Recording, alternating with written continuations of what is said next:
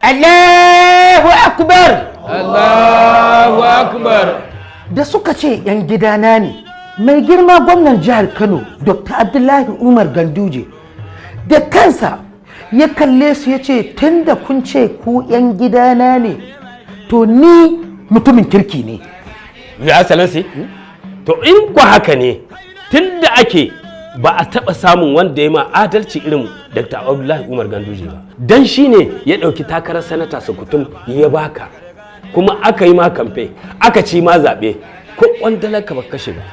Kai hasali ma idan shugaban jam'iyya ya ma waya sai ka ce baka gari kana ƙasar waje, daula ta samu.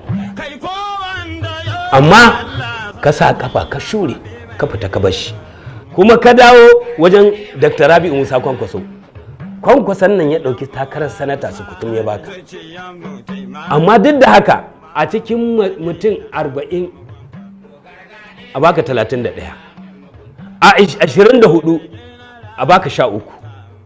To wai shin Your Excellency kai ne ka kafa jam'iyyar ANPP ko kuma Dr. Rabi'u Musa Kwankwaso shi ne ya kafa ta? Kwankwaso ne ya kafa ta. To Excellency in an san an karɓi wani abu sai a yi mana bayani. In dai ba wata jam'iyya za ka sake ba sai ka yi mana bayani, sai mu bi, ba na abu ne. Amma kawai ka bar mu duba yadda nake karwanje. Billahi lazi la ilaha illa huwa, babu wanda ya bani deposit hana rantsuwa. Wannan jakata wadda kuke gani takadduna ne na firamare da na sakandare a cikinta. Kuma da ake maganar fate jam'iyyar, ai yanzu mu mun kafa sabuwar jam'iyyar mu. Me ba su nan gashi shi ne shugaban jam'iyyar mu.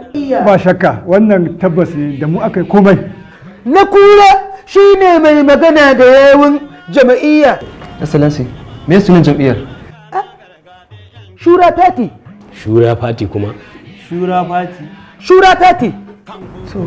Ai abubuwan da aka yi abu da suke a bayyane, ko da mun zauna da shi dan takarar shugaban kasa ba da fazil ba ba dala ba, ku 'yan midiya ku sami abin ƙarairayi da rubuce-rubuce a kanmu, sai in ce muku ko ku bi ni ko kar ku bi ni, karin kaɗa miya.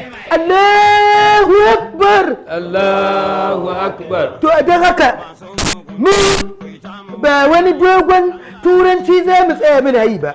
A cikin irin mutanensa na gwamna, mutanen arziki, mutanen kirki, in kada ko irin su kwamishinan nan na local government Alhaji Dr. Murtala Sulagayaro, ni na yarda da ingancinsa. Shi kanshi Nasiru Gawuna bakinsa nake ba ɗan gidana ne da mutumin kirki, mutumin arziki mai tsoron Allah, Dr. Nasiru Gawuna.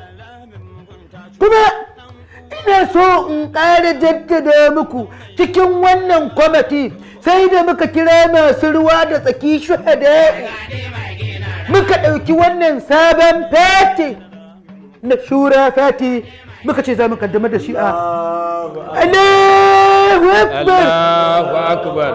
Inna lillahi wa inna ilaihi raji'un. Kuma billahi Kai, lillahi haba Excellency, don Allah karkarin. Wannan rantsuwar in kai ta 8 kenan. Haba Excellency.